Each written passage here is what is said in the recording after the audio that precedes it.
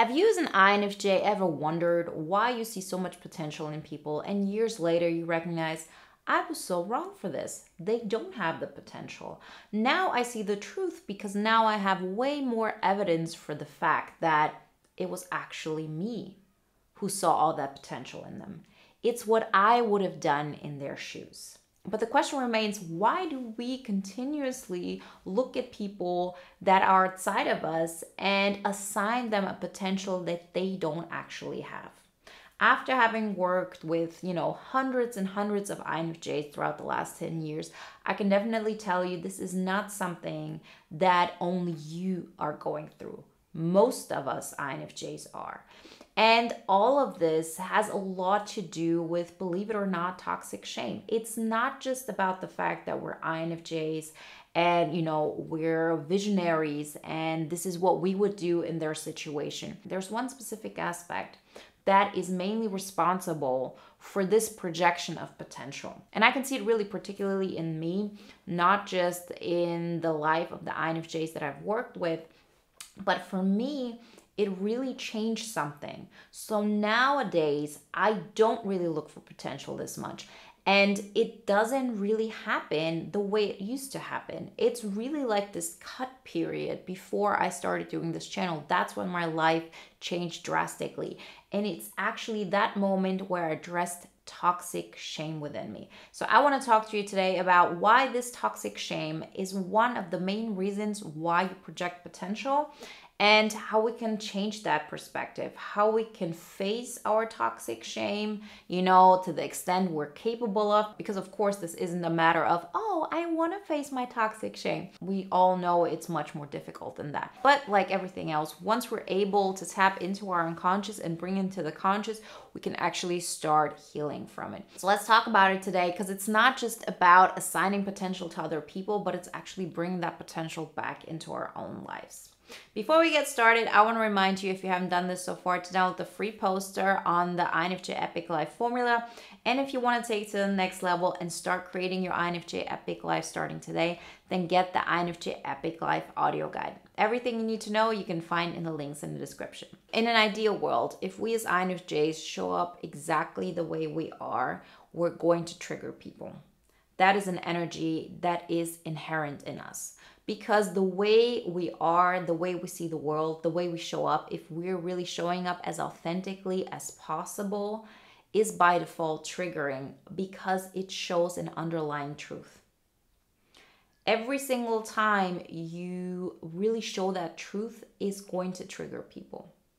And every single person has insecurities. Our insecurity, one of our main insecurities, is actually the fact that we're ashamed of showing that truth. That is what is keeping us back.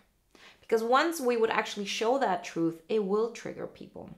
Because people recognize what we have in common. They recognize that there's an underlying truth in our energy that concerns everybody.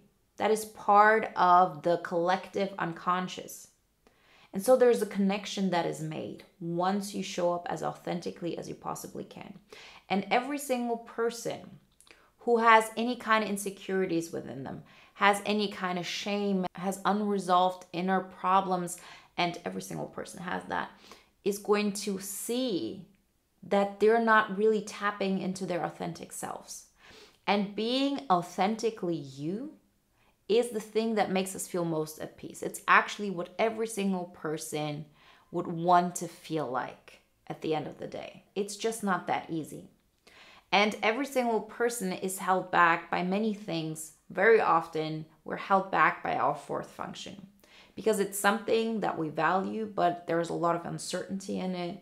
There is something that we feel is going to cause, some harm, or something that we don't want to take responsibility of, because we always say, like, looking at it from a cognitive function space, we have a superiority complex when it comes to our first function, and we have an inferiority complex when it comes to our fourth function. So if we would tap into our fourth function, we would also have to face a lot of humility, because our fourth function isn't all that. It's not. But it's still a necessary component to being everything that we are. And that includes a part of us that is extremely strong, that has a lot of advantages, in comparison to other people. And our fourth function has a lot of disadvantages. So for us, our intuition is really, really strong. Our extroverted sensing is not that strong. It requires a lot of effort on our part. We're never going to be able to be, this energizer bunny that is just going, going, going. And there is insecurity in it. There's something about it that really humbles us because we recognize we might have all of the ideas, we might have this understanding of truth, but bringing it to the outside, that is something that we're not that great at. Other people and other types are way better at that. So in an ideal world, we would have somebody who would take care of it for us. On top of that, if we would show up, and this is where this toxic shame comes up. If we would bring it to the outside, people will not only see that we're not that strong to keep it up, but they would actually be confronted with our truth. And that truth is triggering.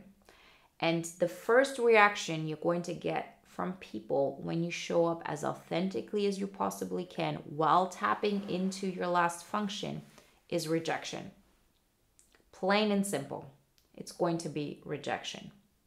It's going to feel like rejection to you, and this is independent of what personality type you are. Tapping into your fourth function will inevitably feel like rejection because up until this point, you are going through life with the illusion that you don't really have to take care of the fourth function, that you don't have to tap into it.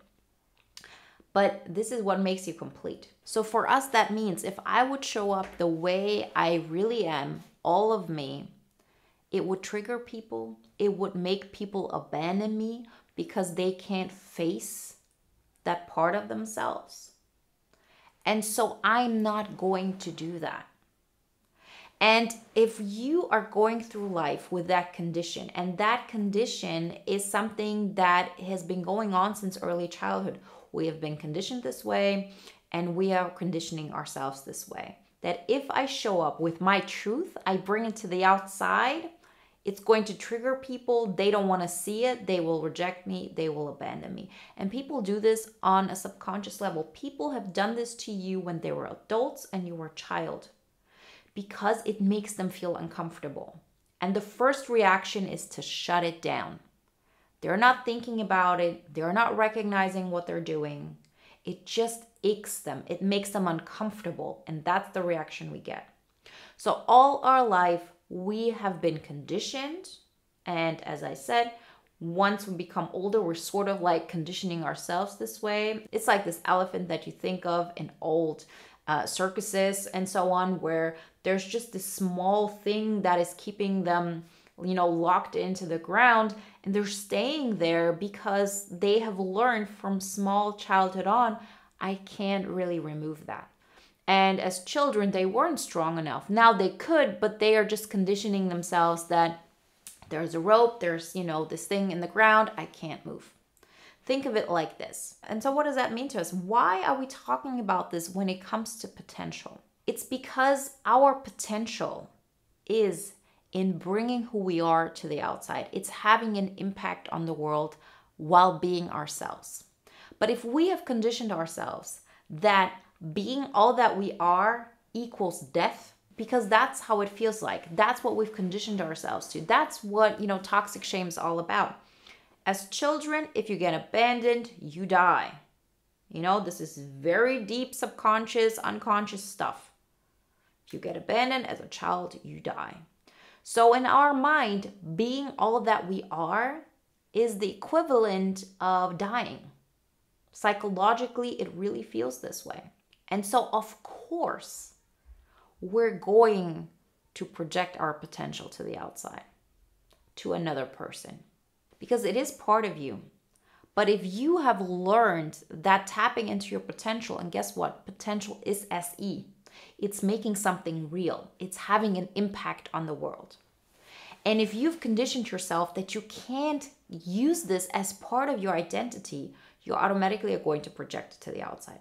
Everything that you can't accept in yourself, you're going to project outwardly. Every single person, every single type. So that is what this is all about. And it is so clear to you that this is true because you don't even take it into consideration to use that potential for yourself. Because if you would, everybody would abandon you. But hopefully you don't need to get to such an extreme place as I got, which was I was so pushed down by another person that I was projecting my potential onto, that I had to understand, yes, I will get abandoned. Yes, nobody ever will love me again.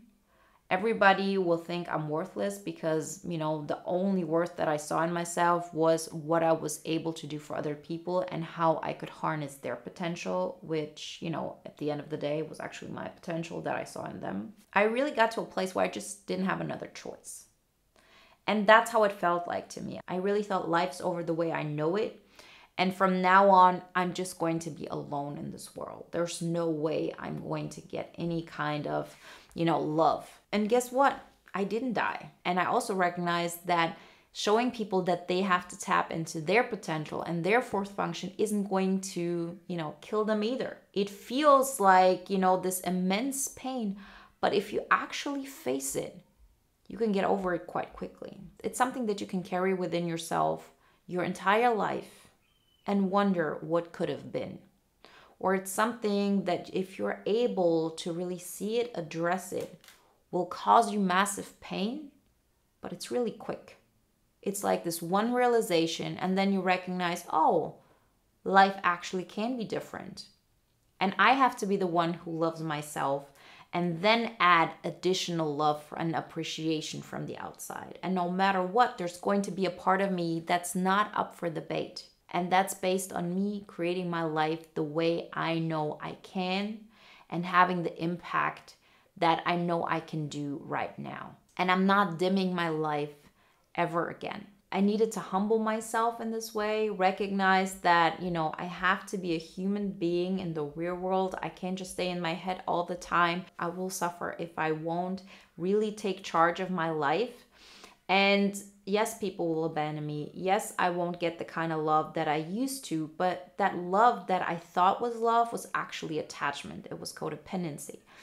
And that in itself showed me that I have to be the one who uses my potential.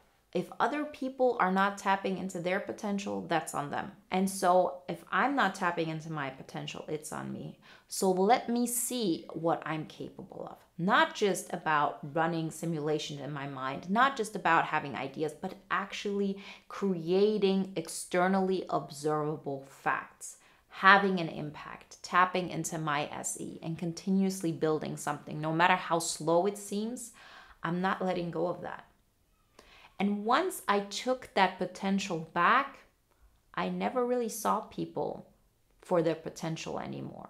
I can see what people could be able to do, but I became way more able to see people for who they are at that moment. And that is a good thing, because people also want to be appreciated for who they are now and not for the potential that you assign to them.